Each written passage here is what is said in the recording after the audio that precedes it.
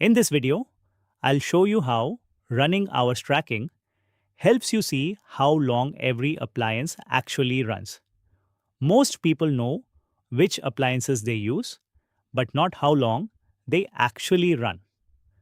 Running hours tracking gives you precise runtime data for every connected device, helping you understand real usage patterns across your home. See exactly how many hours your AC fan, geyser, lights, or other appliances operated each day. This helps identify unnecessary usage, estimate energy consumption more accurately, and plan maintenance based on actual runtime instead of guesswork.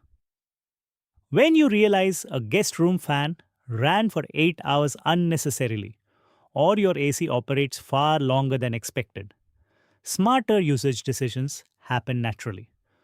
All tracking is automatic using switch on or off activity.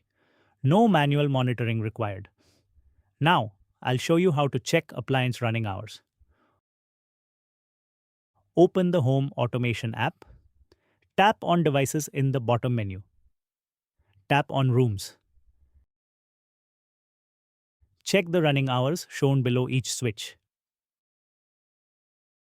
You can't optimize appliance usage until you know how long it's really running. Thank you.